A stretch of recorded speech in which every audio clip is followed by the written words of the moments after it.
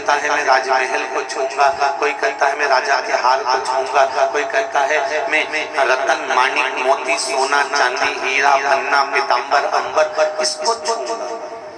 सब छूने के लिए तैयार थे। दरवाजे पर भारी भीड़ पड़ी हुई थी। दरवाजा खोला गया। जैसे ही दरवाजा खोला गया पूरे के पूरे नगर के लोग अंदर आ गए। जिसने जो जो चीज पकड़ ली छू ली, राजा ने वो चीज उसको दे दे सब कुछ प्रदान कर दिया।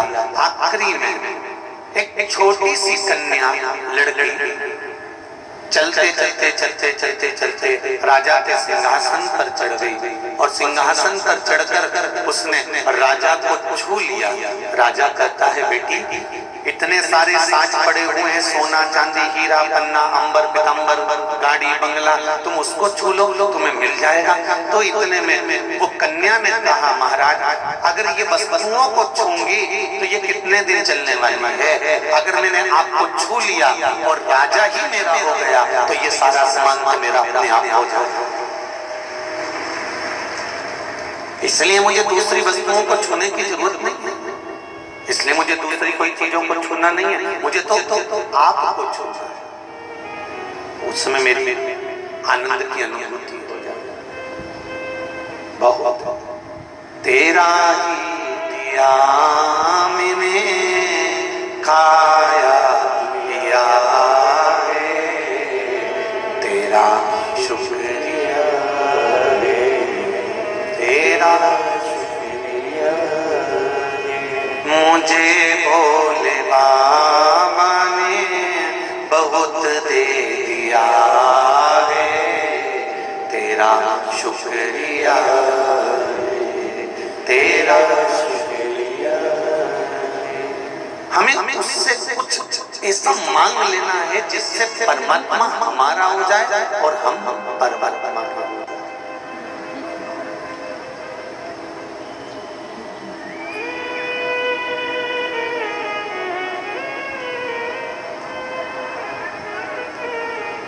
फिर हमें भटकना नहीं पड़े।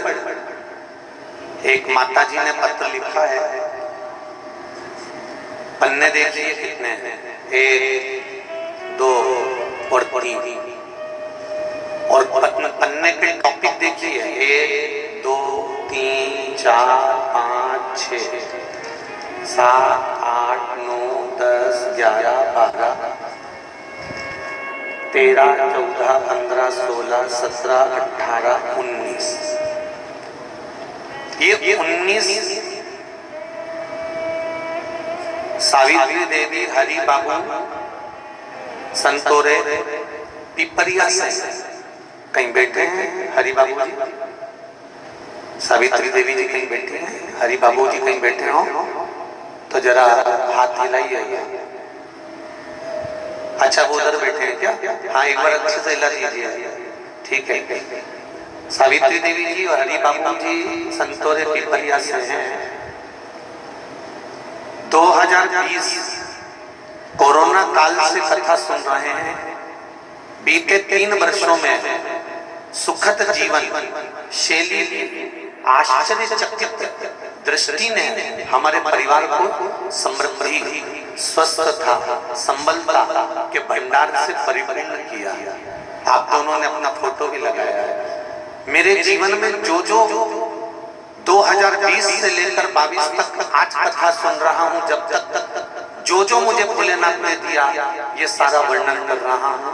2019 में मेरी क्या स्थिति थी, 2020 में क्या स्थिति रही, जून में क्या स्थिति रही, जुलाई में क्या स्थिति रही, 2000 जनवरी में 21 में मेरी क्या स्थिति रही, 15 से लेकर 17 तक के बीच में मेरी क्या स्थिति रही, 2021 में, ये सारी स्थितियों का वर्णन मैं इस पत्र के माध्यम से कर रहा हूँ कि प्रत्येक वर्ष के प्रत्येक महीने में जो मुझे भोलेनाथ ने आपके बताए हुए उपाय से दिया है, मैं सारा के सारा इन पत्रों में लिखकर भेज रहा हूँ। ये शिव कृपा, ये शंकर की करुणा है।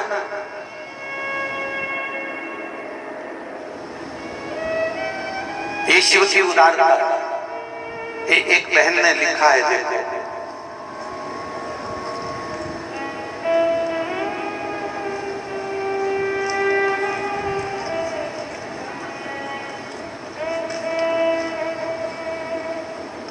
श्रीमती घनश्याम जी, श्री भारती जी घनश्याम जी सोनी गाडरवाड़ा कहीं बैठे हैं?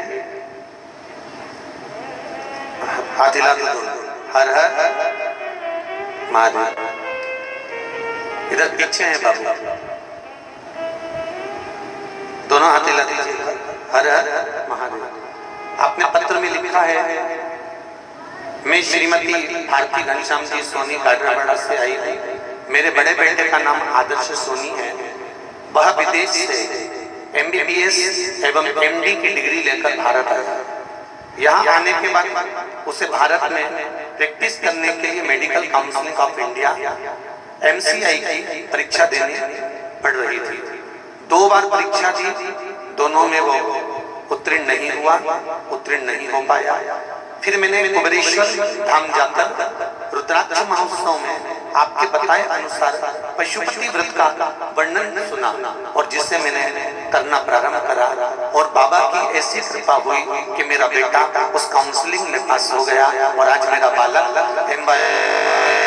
हॉस्पिटल में प्रैक्टिस कर रहा है।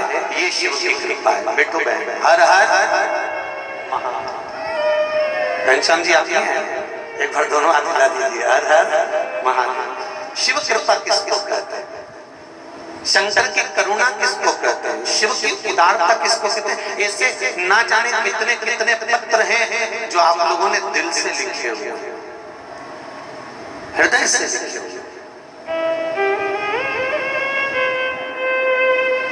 कल एक कोई मथुरा की, वृंदावन गोवर्धन की कोई बहन है जिसकी माता जी को या पति को पथरी हो गई थी और वो बहुत मोटी सी पथरी थी और डॉक्टरों ने कहा था ये लीवर किडनी के पास में हो गई है। बड़ी तकलीफ में आ गए थे और उसने वो पथरी का फिर जो सफेद दुर्बा वाला प्रयोग है वो करा तो पथरी उसकी निकली और वो पथरी का फोटो उसने व्हाट्सएप पर भी भेजा। मैं उस बहन को जरूर कहूंगा कि उस पथरी का फोटो आप फेसबुक पर भी डाल देना कि ये पथरी हमने सफेद दुर्बा का जो प्रयोग करा था उसको खाने के बाद ये पथरी बाहर निकली है, जिसका स्मरण उसने दिखाया। उस पथरी का फोटो तक भेजा। शिव कृपा किसको कहते हैं?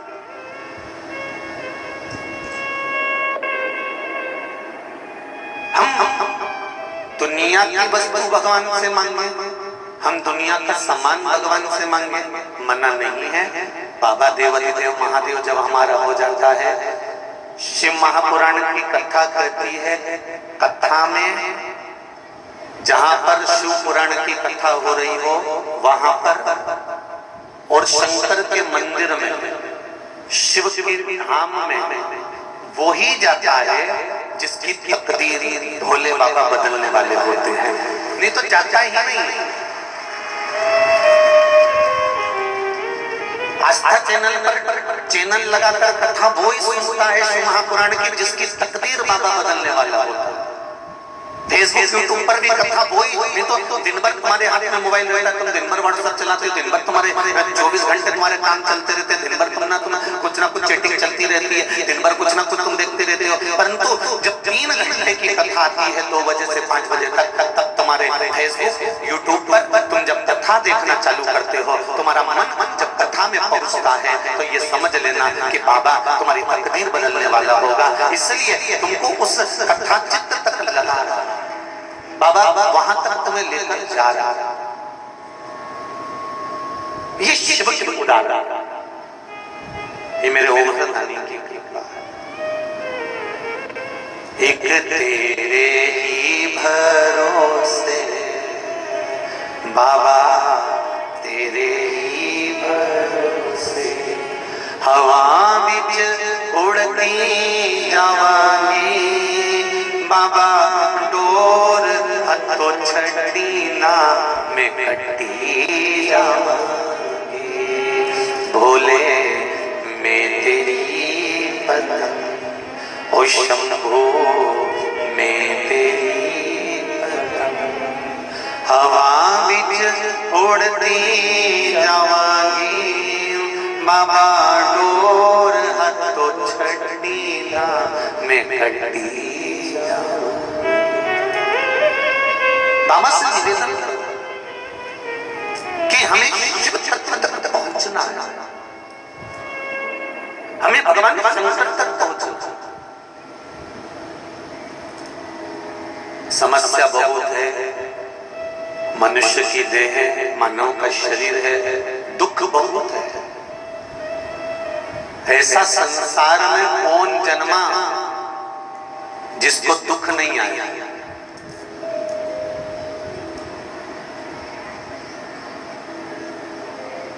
ऐसा कोई संसार में नहीं जन्मा जिसको दुख नहीं मिला।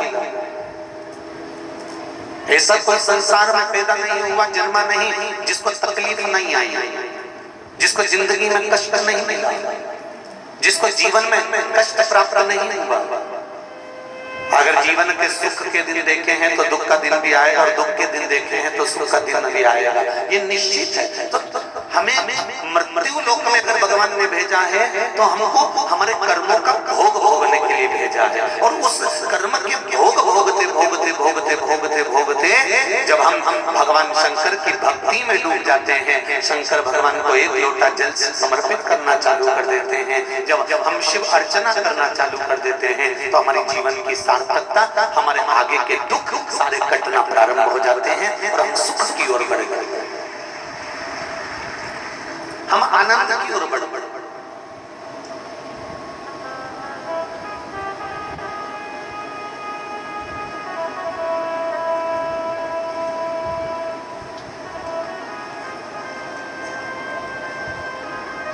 शंभो शरणे पड़ी मांगू घड़ी रे घड़ी दुख काटो दया करी निदर्शन हे बोले।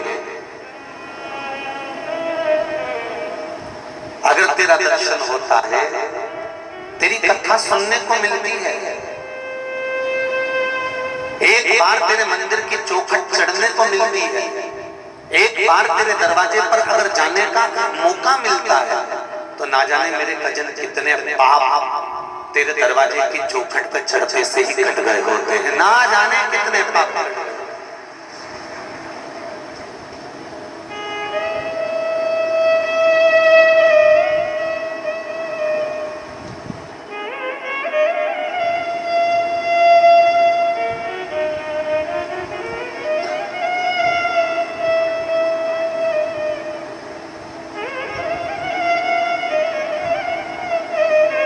जिस समय पर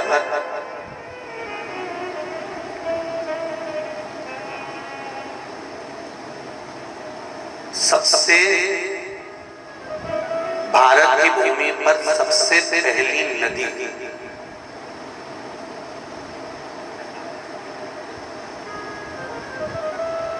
सबसे पहली नदी जिसका वर्णन वामन पुराण में, ब्रह्मवेत्ता पुराण में, पद्म पुराण में, गर्ग संहिता में,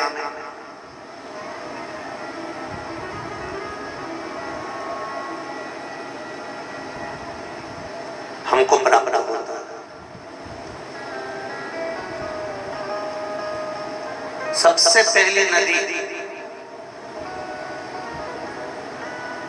वामन पुराण कहती है, जिस समय पर वामन भगवान राजा बलि के दरवाजे पर भिक्षा मांगने के लिए गए, आवाज लगाई। श्रीमद् भागवत आप लोगों ने सुन रखी होगी, उसमें वर्णन आता है, राजन भिक्षाम देहि, राजन भिक्षाम देहि।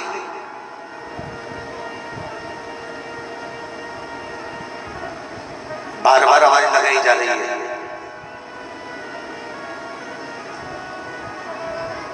अच्छा, जरा कितनी विचित्र बातें जरा देखिए।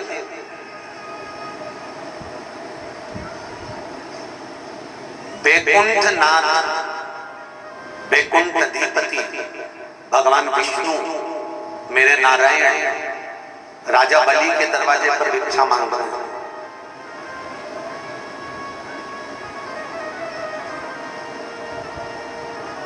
इसमें बामन भगवान ज्यादा किस्मत वाले हैं कि राजा बलि ज्यादा किस्मत वाला? जम के बोलो जरा, कौन किस्मत वाला है? राजा बलि किस्मत वाला। जो किस्मत वाला होता है, भाग्य वाला होता है, जिस पर मेरा शिव कृपा करा होता है, मांगने वाला उसी के दरवाजे पर खड़ा होता है। कभी भिखारी के दरवाजे पर कोई मांगने खड़ा नहीं होता।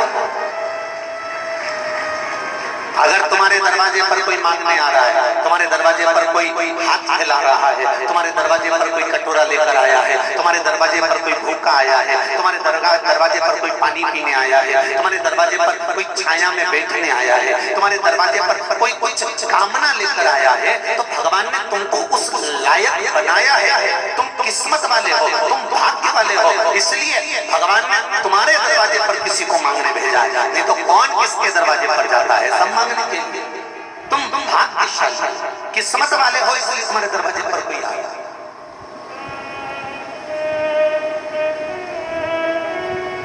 तो राजा बलि ने ऐसा कौन सा किस्मत का काम कर दिया था? पुण्य का काम कौन सा कर दिया था? राजा बलि ने ऐसा कौन सा बड़ा विचित्र काम कर दिया था जो उसके दरवाजे पर भगवान को भिक्षा मांगने आना पड़ा? तो वामन पुराण कहती है राजा बलि पूर्व समय में जुआरी थी।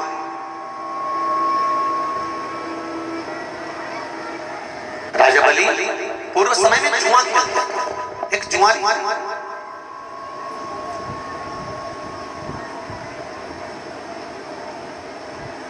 जो जुए में लिप्त रहता था। अब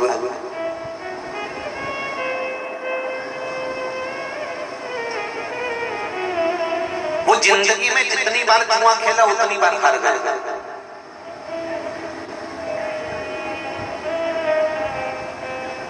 जितनी बार जुआ खेला है उतनी बार हारा। आज मित्र हो जुआ खेलने बैठे और इससे कहा जुए में क्या लगाएगा? ये कहता है मैं आता हूं जरा, और एक संत की कुटिया में प्रवेश कर गया। और संत की कुटिया में संत तो साधना में लीन थे, तप में लीन थे। संत का बिछा हुआ एक आसन, एक कमंडल, एक छत्र,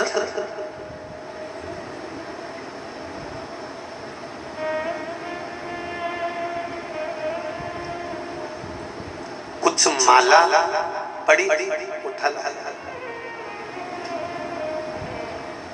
और लाने के बाद उसने कहा मैं जुए में ये लगा था।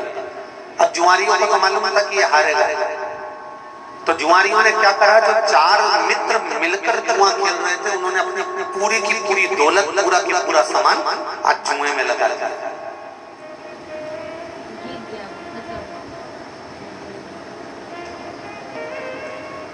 संत की जो कमाई होती है, साधु की जो कमाई होती है, ना तो संत किसी के घर पे डाका डालता है, ना साधु किसी के घर पे डाका डालता है।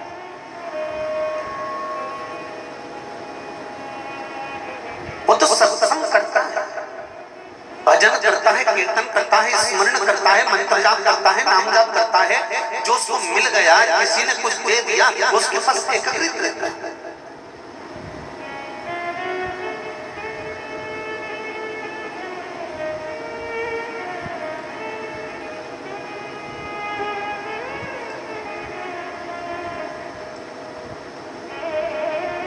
संत के पास में उसका कमंडल था, उसका आसन था, उसकी ईमानदारी का धन था, छत्र था, कमंडल था, आसन था।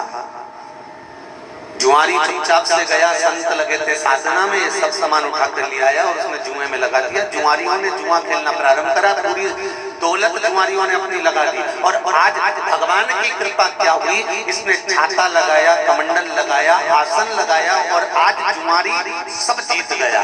और जीत क्या गया? जितने जुआरियों ने अपने अपना घर परिवार, दौलत, धन, वैभव लगाया था, वो भी इसका हो गया। और जब ये करोड़पति बन गया, धनपति बन गया, सत्तापति बन गया, बहुत पैसा आ गया, बहुत वैभव बन गया, तो इसके मित्र बन गए, बहुत सारे मित्र। कहीं वैश्या इसके मित्र बन गई, कहीं मदिरापान में लग गया, कहीं जुए में लग गया। आपको पहले भी कथा में कहा, जिसके पास में धन बढ़ता चले जाता है, सत्ता बढ़ती चली जाती है, वैभव बढ़ता चले जाता है, उसके 3 मित्र बन जाते हैं। पहला ताली प्रशंसा करने वाले, दूसरा ताली होटल में खिलाने वाले, तीसरा प्याली मैं खाने में ले जाकर पिलाने वाले। ये 3 मित्र बढ़ जाते हैं। और वही मित्र इस जुआरी के भी बढ़ गए। एक वेश्या के साथ इसका संग जुड़ गया, और वेश्या के साथ संग जुड़ गया। वेश्या ने एक दिन इससे कहा, सुनो कल आओ तो मेरे लिए गजरा और बीड़ा लेकर आना पान का। जुआरी गजरा और बीड़ा लेकर जाने लगा। नशे में धुत, खूब मदिरा का पान करा हुआ था, नशे में धुत था। गजरा बीड़ा लेकर बाजू में दबाकर टहलता जा रहा था। इतना नशे में धुत हो गया, इतना धुत हो गया कि जाते जाते रास्ते में गिर गया। तो बीड़ा भी गिर गया, गजरा भी गिर गया। बीड़ा और गजरा ये दोनों गिर गए। थोड़ी देर बाद इसको होश आया। होश आते से इसने देखा कि गजरे तो मिट्टी में हो गया, धूल में हो गया, रज में हो गया, बीड़ा भी रज में हो गया, मिट्टी में हो गया। सामने शिव जी का मंदिर था, बिल्कुल सामने शंकर जी का मंदिर। इसको आया गुस्सा, इसने उठाया गजरा और बीड़ा और शंकर जी के मंदिर में लेकर पहुंच गया। और शंकर जी से बोला, तेरी नियत लगी होगी,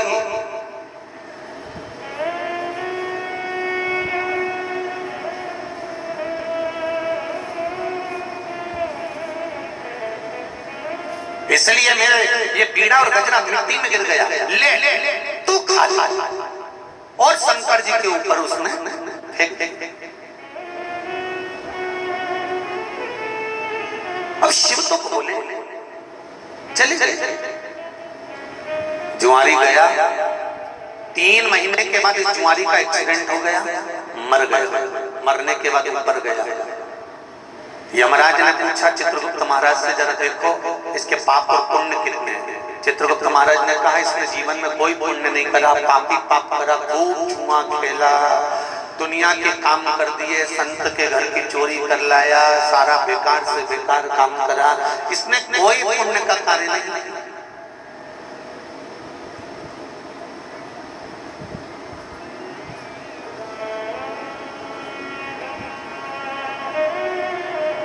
यमराज ने कहा, संसार में जन्मा हुआ मनुष्य एक या 2 पुण्य तो करता ही, कुछ तो पुण्य करा होगा।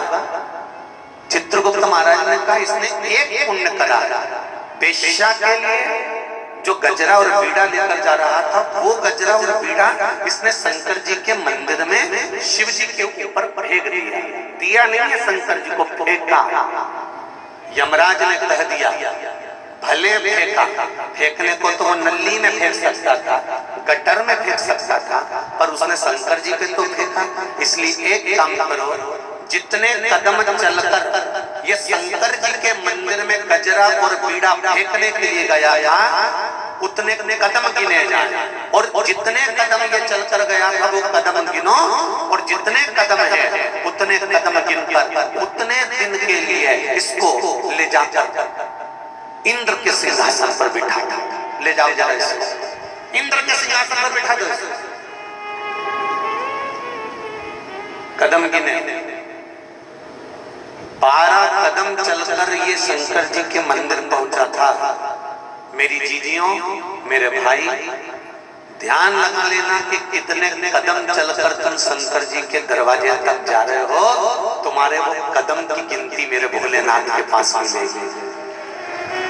कितने कदम चलकर तुम कथा में आ रहे हो, कितने कदम चलकर तुम कथा के पंडाल में पहुंच रहे हो, कितने कदम चलकर तुम परमात्मा का स्मरण कर रहे हो, कितने कदम चलकर तुम भगवान की भक्ति कर रहे हो, कितनी देर बैठकर तुम भगवान का स्मरण कर रहे हो, कितनी देर बैठकर तुम आस्था चैनल पर कथा सुन रहे हो, कितनी देर बैठकर मोबाइल को पकड़कर तुम शंकर का गुणगान कर रहे हो फेसबुक और यूट्यूब पर। इसका अंदाजा लगाकर रखना कि मैंने इतने घंटे, इतनी घड़ी, इतना पल, इतना क्षण मैंने भगवान का भजन करा। वो हिसाब हमको ऊपर मिलेगा। 12 कदम चले थे, 12 घड़ी के लिए इंद्र का सिंहासन दे दो। 12 घड़ी के लिए इंद्र को उठा दिया, सिंहासन पर इस जुआरी को बिठा दिया।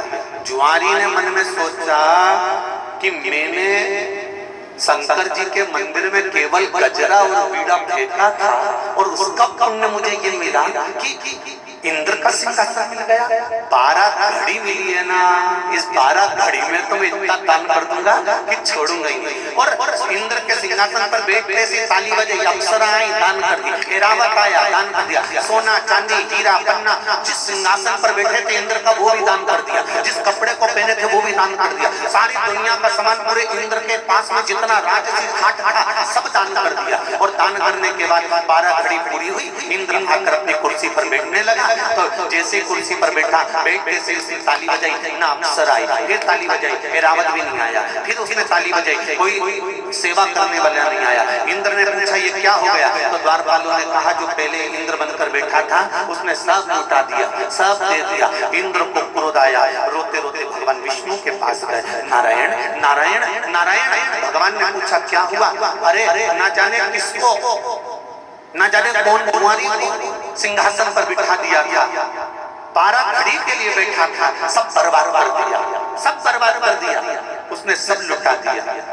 भगवान विष्णु ने कहा इंद्र जो तू इतने सालों में नहीं कर पाया वो 12 घड़ी में कर निकल गया। तू जो इतने सालों में निकल पाया वो 12 घड़ी के अंदर कर निकल गया। भगवान विष्णु दौड़ कर आए और जुआरी के सामने जाकर खड़े हो गए। भगवान विष्णु ने कहा जुआरी तूने इतना दान करा, इतना दान करा, मेरा मन करता है एक बार तेरे दरवाजे पर मैं भी भिक्षा मांगने के लिए आऊं। मेरा मन करता है तेरे दरवाजे पर भिक्षा मांगने आऊं। जा, अगला जन्म तुम मृत्यु लोक में तुमने दान बहुत करा है, इसलिए तू राजा बलि होगा और मेरे राजभवन के पास आकर इंद्र के सिंहासन पर बैठकर दान करा है। तो ये नारायण तेरे दरवाजे पर भिक्षा मांगने के लिए खड़ा होगा। मैं खुद आऊंगा। अगर तुम्हारे दरवाजे पर कोई भिक्षा मांगने आया, कोई पानी मांग रहा है पीने के लिए, कोई अन्न मांग रहा है खाने के लिए, कोई कुछ प्राप्त करना चाहता है, तो आप किस्मत वाले हो, भाग्यशाली हो कि भगवान ने आपको चुना और किसी कारण से चुना।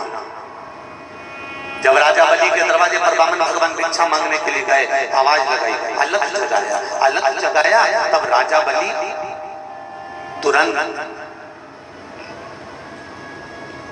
उसी समय पर आया। कहा बोलिए महाराज जी क्या चाहिए? 3 पग,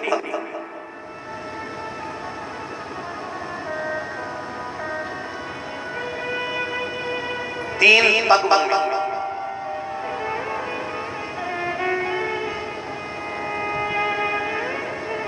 3 पग ही क्यों? वामन पुराण कहती है ये 3 पग भूमि नहीं है, राष्ट्र की इस भूमि पर पृथ्वी माता पर 3 पग भूमि नहीं, 3 पवित्र नदियों का प्राप्त करना था मेरे वामन भगवान को, इसलिए 3 पग भूमि मांगी। 3 पवित्र नदियां वामन अवतार के समय पर प्रकट हुई थी।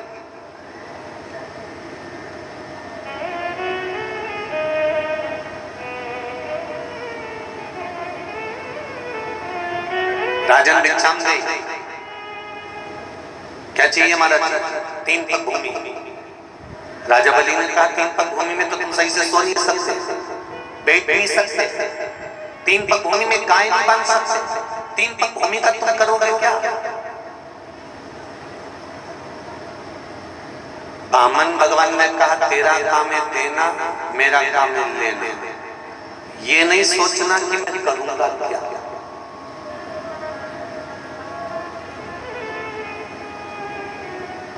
बहुत लोगों को टेंशन होता है, इतने सारे महाराज जी पे पोथी पे साड़ी चढ़ती होगी तो महाराज क्या करता होगा।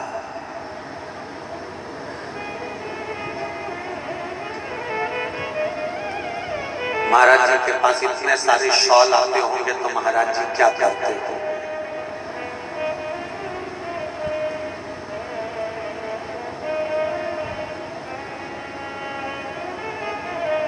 कन्यादान में इतने सारे बर्तन आते होंगे तो क्या करते होंगे।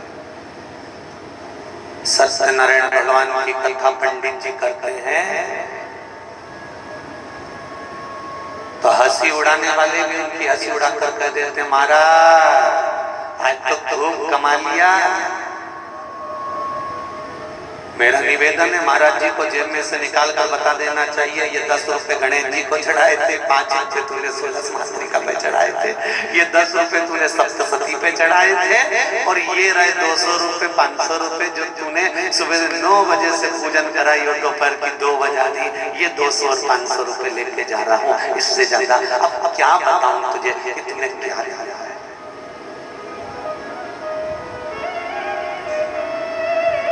क्या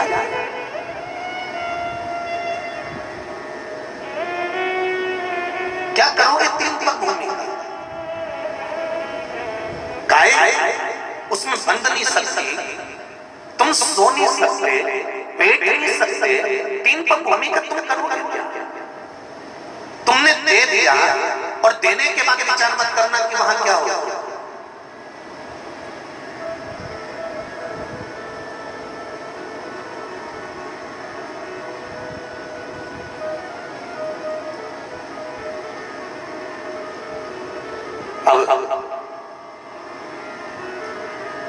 राजा बलि ने कहा कि आप मांग लो 3 पग हम देने को, तो इतने में राजा बलि बोला एक काम करो महाराज, मैं अपने पांव से नाप दूं क्या, क्योंकि तुम तो इतने से छोटे से, छत्र भी छोटा तुम भी छोटे, 84 ये अंगूठे को 84 अंगुष्ठ के बराबर वामन भगवान का स्वरूप था, मात्र 84 अंगूठे के बराबर।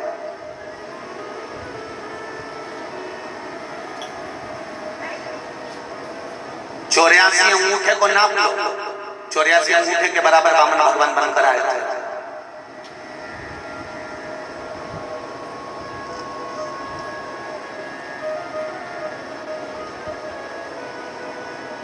आप इतने छोटे हैं, आपके पांव भी छोटे थे, मैं अपने पांव से नाप के दे दूं तो वामन भगवान मुस्कुरा के बोले, तेरे पांव से नपाना होता तो यहाँ आया था,